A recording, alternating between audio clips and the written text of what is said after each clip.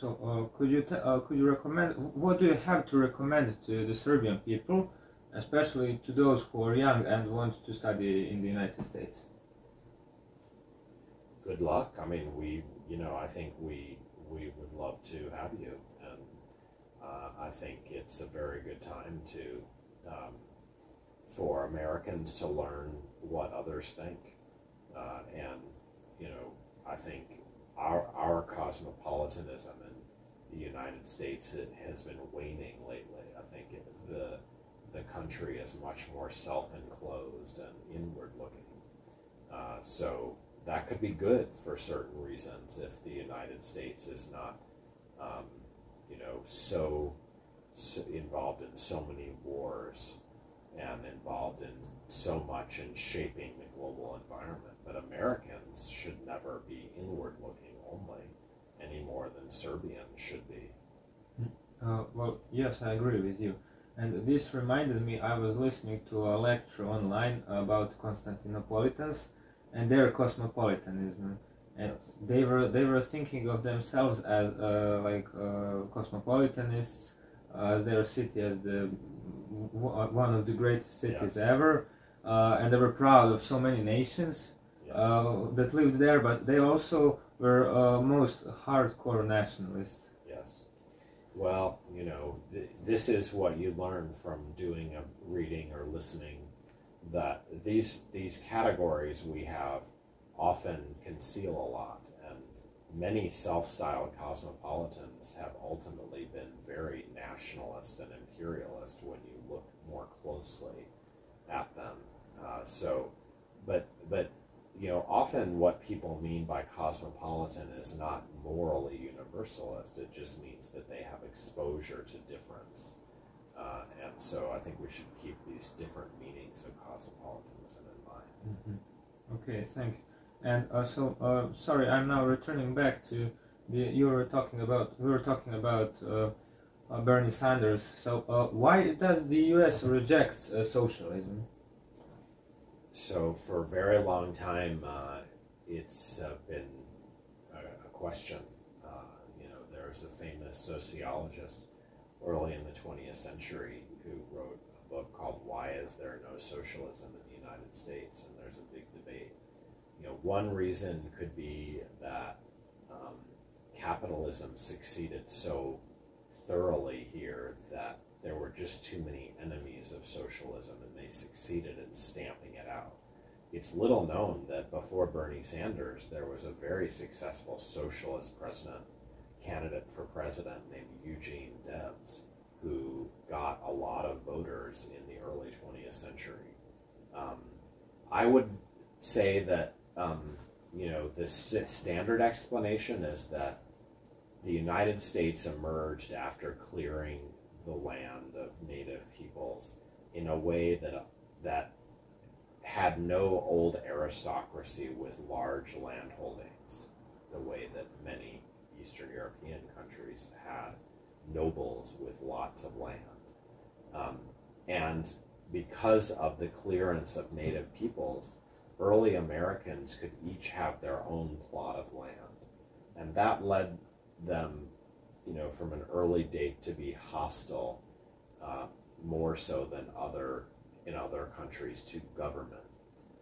And I think we have certainly a long legacy of what you could call libertarianism, hostility to government. And socialism really, in most versions, does depend on government that redistributes things like land. That wasn't seen to be required in the United States in the way it was in many post-feudal societies like Serbia. So you mentioned private property.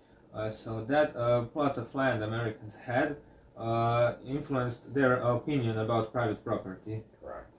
It's not that there wasn't private property elsewhere, but Americans were more libertarian and felt that property rights, still do feel that property rights should be more absolute than other people's do. And also collectivists in Eastern Europe, were they influenced by Asia? By Serbia was conquered by Turks and Russia by Mongols. China, it is like Right.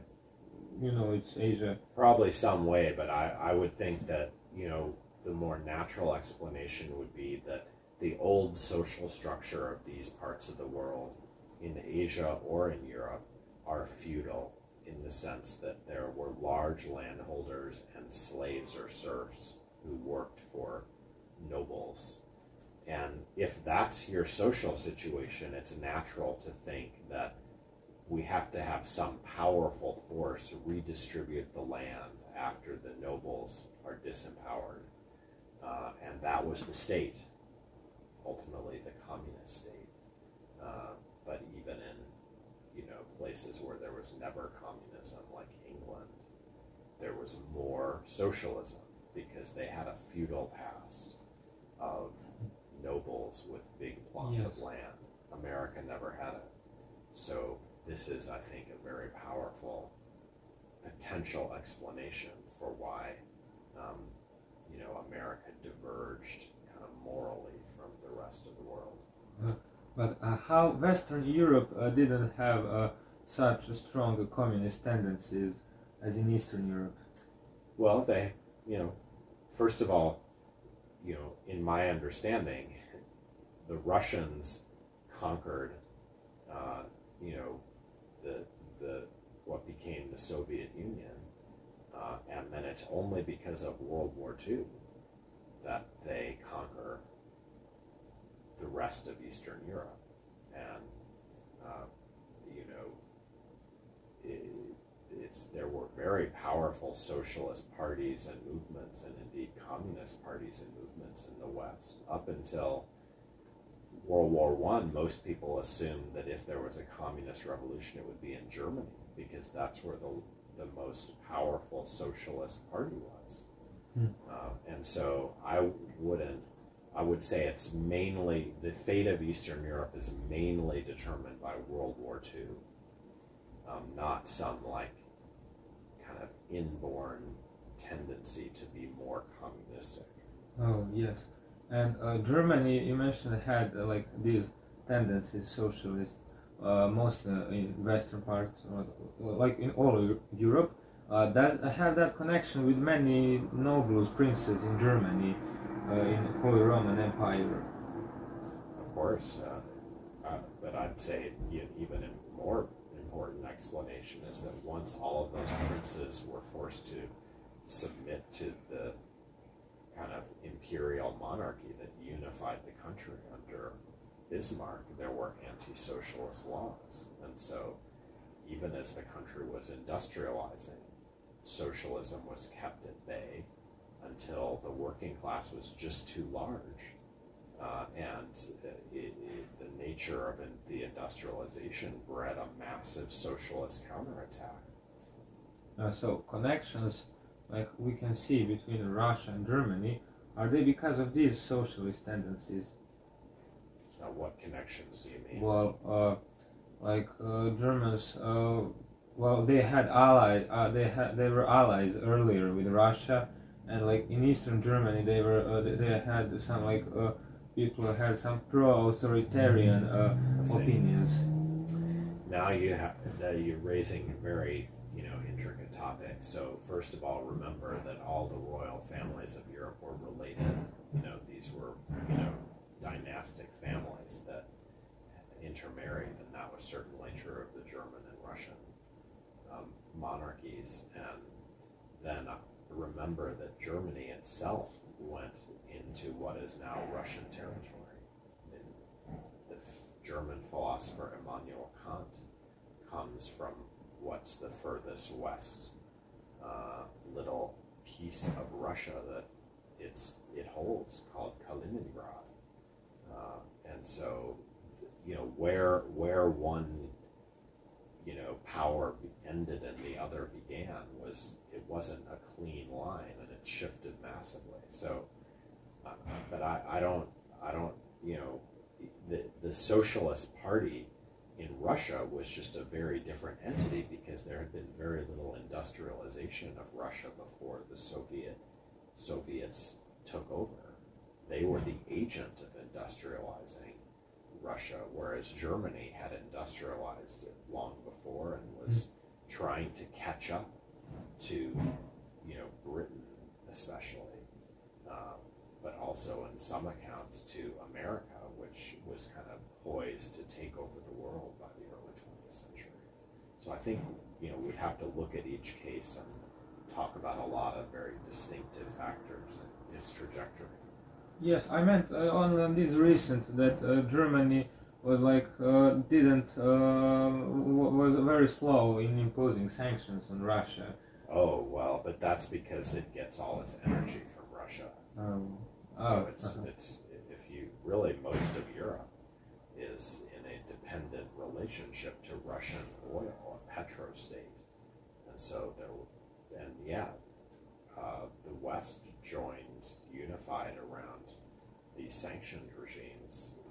I would have said relatively quickly, which is pretty interesting given how dependent, energy dependent, Germany and other European countries are on Russia. And what are the most, to get back to our main topic, peace movement and human rights movement, what are the most positive impacts of these movements in our societies, or at least in American society? Well, you know, in general, I would say that without the peace movements of the 19th and early 20th centuries, there would be no UN Charter, and it would seem still legitimate for there to be wars and wars of conquest, which now we may still happen, but more people consider abhorrent. I would say there have been very significant American peace movements in between the world wars and then in the 1960s at the time of the Vietnam War, but those have tended to wane in significance. And so my recent book is about how we have prioritized much more the way war is fought and the brutalities of war and controlling those rather than doing what peace movements did. And this is of great importance, you know, because we have a very contentious debate around the future of the Ukraine war. And, you know, we don't need to talk about that, but the legacy of the peace movement seems to me more important than ever. Mm-hmm. Yes. So, how peace movement can help ending war in Ukraine? Well, you know, a lot depends on what we think would be the best or the most legitimate outcome. I have thought since the beginning of the war that there will need to be some kind of territorial solution that could involve granting a kind of, you know, new status to the Eastern Territories, and, you know, finding some negotiation some negotiated outcome to the war, which seems stalemated. It has seemed stalemated from almost the earliest days of the war. Other people clearly don't believe that and think that we can find a way for Ukraine to indeed win its whole former territory back, including the Crimea. If you think that, well, you know, peace movements should just get out of the way until later. I think that if you have stalemated wars, the infinitely preferable alternative is some kind of negotiated peace, you know, and postponement of justice or tabling or, you know, self-determination process in the case of these eastern provinces, maybe under international authority. So if that's your view and it's mine, I think peace movements have a big role to play in calling for sanity and, you know, in kind of generating pressure on governments to negotiate a peace sooner rather than later. Okay. And you also mentioned about America being libertarian. What's libertarianism? It means that you're very skeptical of the state, and you think that the less regulation and the less imposition on, you know, contracted property, the better. Mm-hmm. And does democracy has something with? Is democracy in relation with libertarianism? Not necessarily. I mean, Clearly, democracy is, presupposes and is supposed to further the liberty of citizens, but within limits. And democracy can have, an idea of the common good that can impose lots of requirements or obligations on citizens. So I would see democracy as not inherently libertarian. It finds the right balance of liberty and other moral ends, like duty. How democracy can be manipulated with? Manipulated in what sense? Well, the policies of democratic countries can Yes. be minoritarian. Yes. Well, so, the truth is we have not had a democracy in the sense of majority rule anywhere ever. America provides a very good example of this because we have presidents that are not necessarily elected by a majority of citizens. Both George W. Bush and Donald Trump lost the popular vote, meaning more people voted against them than for them, and yet our system allowed them to become president. We have an upper house in a bicameral legislature called the Senate, which systematically favors the interests of those in less populated areas of the United States. And then there's the Supreme Court, which represents, in many accounts, a minority rule vision of the United States, not a majority rule vision. So, that doesn't make America unique only in these details because, very few places around the world have mandatory voting. And I think there our kind of mission over the next generations is to really bring democracy about for the first time in many places. Mm-hmm. And democracy has a long history of manipulating. Like Pericles was also a demagogue, right? Of course, so there are a few things there. Athens was democratic in a sense, but in other senses, it seems incredibly exclusionary. So on a city-state level, you could have male citizens all participate, but there were women and slaves and so forth. And so the so-called household oikos was a realm of not democracy but tyranny for most of the people in Athens at the height of the period we call democracy. Nonetheless, democracy is their idea, their word in ancient Greece. But you also say that, politics involves rhetoric, always will. And so there's a temptation then to say that wherever there's rhetoric, there's manipulation. But, we'd have to get into a long conversation about the nature of rhetoric and what we should think about it. Rhetoric, it also serves good causes and works together with argument. So, I think manipulation is often in the eye of the beholder. When people lose, they often say the reason is manipulation rather than because their own rhetoric wasn't very effective. No, yes, you're right. Because that reminded me when Themistocles, he actually was manipulating, but he made Athenians to build a navy that defeated the Persians. Right. So maybe manipulation is an inevitability. We need to think hard about what we should say about rhetoric and its defensible role in politics, its inevitable role in politics.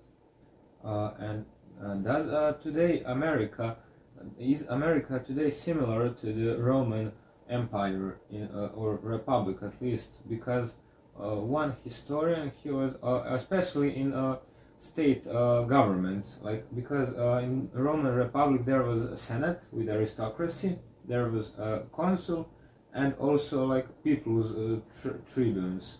who are representing people. So what do you think, like the most, we were talking about democracy, and like today is also how are things going on, but what do you think is the best way of having an organized country? Well, I'm not sure I could say that there is a best way. I would prefer thinking about how we can begin to experiment with more and more, because we've only tried certain things in history, certain arrangements governmentally and non-governmentally. And from that perspective, maybe the best arrangements are kind of those that are easiest to change if we feel like it. I mean, it's why I'm very unhappy about the United States Constitution, because we have a very old Constitution that made certain things impossible to change and make other things extremely difficult to change. And so we need less what we call, in theory, entrenchment, which is trying to make arrangements durable. We need much more exposure to experiment. And that would be the ideal constitution as far as I'm concerned. Mm-hmm. Give us as a preparation material an article about Zdena Tominova and her ideas. How her ideas could reinvented her ideas could help improving human rights movement. Well, so it's less about improving the human rights movement than improving us. So all I had in mind is to remind people that in the past it was possible to believe in human rights while also embracing socialism. And Tominova is an example of someone who did both things. And my view is that in the meantime, we've lost that ability, and we've, let's say, embraced human rights while abandoning socialism. And so, my own view is that we need, to keep human rights, but give distributional equality more attention than it has been given lately. And that doesn't mean that human rights movements have to do so, but it does mean that we do as, human beings. Well, this was very nice response. Well, thank you for this opportunity to interview you, and it was a pleasure to talk with you. Thank you.